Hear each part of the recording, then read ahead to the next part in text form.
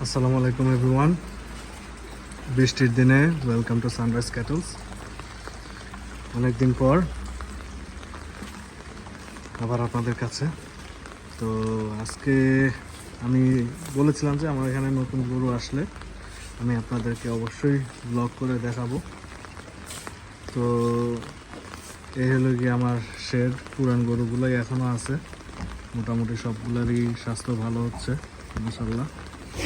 দোয়া করেন। নতুন গরু আজকে ইনশাল্লাহ আসবে, তো ইচ্ছা আছে আপনাদেরকে দেখাবো। আগে একটু পুরান গরুগুলোর আপডেট দিই। এই ক্রস বাচ্চাটা আমার ঘরেই জন্ম। এটার বয়স এখন 1 বছর প্লাস, 14-15 মাস হবে। এটা তো একটা বকনা বাচ্চা, এটার উপর দিয়ে অনেক ঝড় গেছিল। এই গরুটার লাম্পি স্কিন ডিজিজ হয়েছিল জন্মের 1 মাসের মাথায়, এবং একদম নাজেহাল অবস্থা হয়ে গিয়েছিল। কিন্তু এখন মাশাআল্লাহ ও আবার সুস্থ হয়ে উঠছে। অনেক ধকল গেছে নিয়ে। ওর বয়সও প্রায় 1 বছরের কাছাকাছি, 1 বছর এখনো হয় নাই। ওর মাকে আমরা বিক্রি করে দিছি, ওকে রাখছি। তারপরে আসি আমার এই শাহিয়াল বাচ্চাটার কাছে। এইটার বয়সও 1 বছর, 1 বছর 1 মাস হবে। মাশাআল্লাহ ভালো গ্রোথ দিচ্ছে। ওর মা এখানে আছে। ওর মায়ের প্রথম বাচ্চা ছিল এটা হলো গিয়ে সেকেন্ড বাচ্চা। ওর মা মাশাআল্লাহ আবার প্রেগনেন্ট আছে। এইটা হলো গিয়ে আমার ঘরের বাচ্চা, শাহিয়াল বাচ্চা।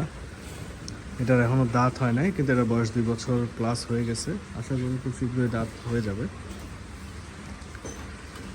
ওর মাঝখানে অনেক সমস্যা হয়েছিল। ওর পেটে প্রচুর গ্যাস হয়ে গেছিলো, হয়তো খাবার উল্টাপাল্টা পড়ছিল বদহজম হওয়ার কারণে।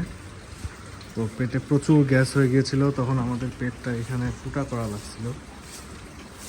এই যে দেখা যাচ্ছে এখানে সুই দিয়ে ফুটা করার গ্যাস বের করতে হয়েছিল, এত গ্যাস হয়ে গেছিল। এখন সে আবার পারফেক্ট নর্মাল হয়ে গেছে। পানি একটু বেশি খাওয়াতে ওর পেটটা বেড়ে গেছে। ছোটোবেলায় প্রচুর পানি খেতে, ওটা চারিতে যা পানি থাকতো তাই খেয়ে নিত। তো মাশাআল্লাহ দোয়া করবেন। এটা একটা গির, এটা গতবার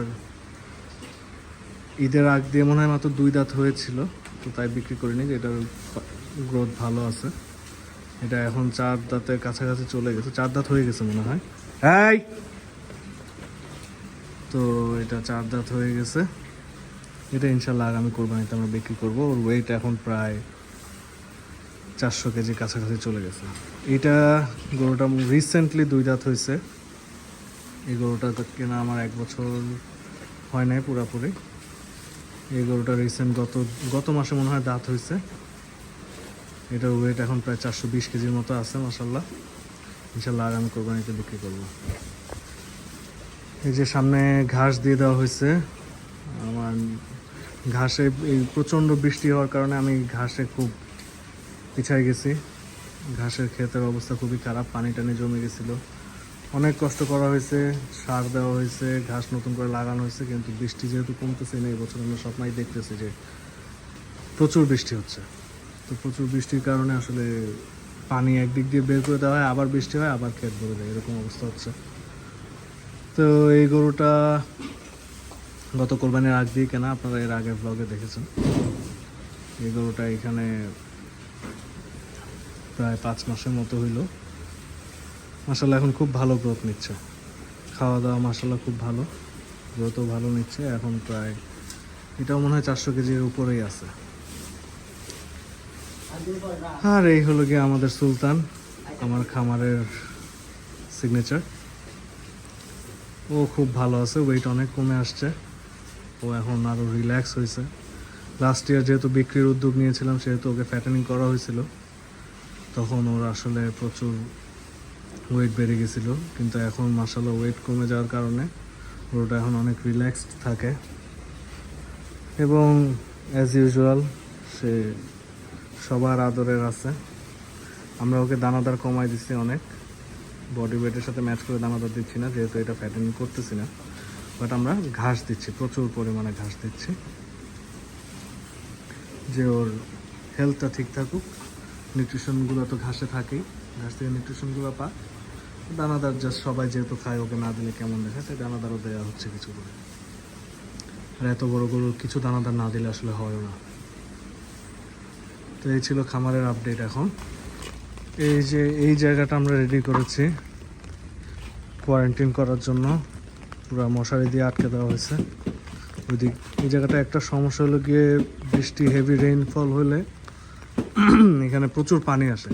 তো এর জন্য একটা টেম্পোরারি একটা ড্রেনেজ সিস্টেম করে দেওয়া হয়েছে, কাজ করতেছে।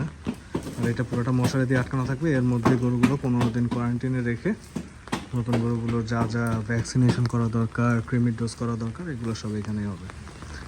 এটাই আমার কোয়ারেন্টাইন শেড। আমরা এইভাবেই করি, যখনই নতুন গরু আসে এভাবে মশারি দিয়ে পুরো জায়গাটা আটকে দিয়ে এখানে গরুগুলো রাখি। তারপর যখন 15 দিন কোয়ারেন্টাইন পিরিয়ডটা শেষ হয়, তারপর আমরা মূল শেডে নিয়ে যাই।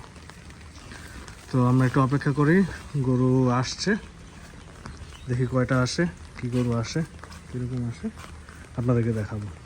ধন্যবাদ।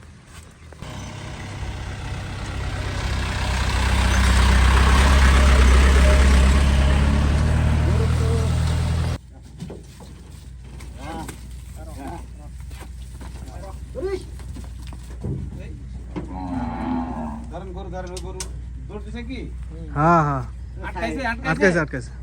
ধরেন আমি গরু এটি সাইজ করে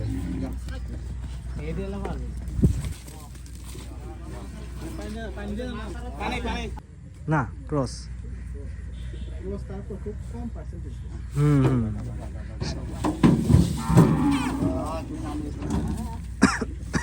পানি দেন।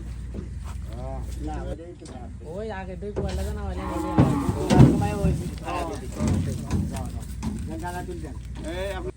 নতুন গরুগুলো সব চলে আসছে, সবগুলোর স্যালাইন খাওয়াই দেওয়া হয়েছে। এখানে জায়গাটা চিপা কোয়ারেন্টাইনে রাখা হয়েছে। এই যে গরু, এই একটা, এই একটা, এই একটা, এই আর একটা, চারটাই কালো। এই একটা একটু বেশি ক্রস পার্সেন্টেজ বেশি, বাকি এই তিনটা হলো গিয়ে শাহিয়াল। এগুলোর স্যালাইন খাওয়ানো হচ্ছে। তো এই ছিল আমার এবার 2026 সালের প্রথম কালেকশন। সবাই দোয়া করবেন, দেখা হবে নেক্সট ব্লগে ইনশাআল্লাহ।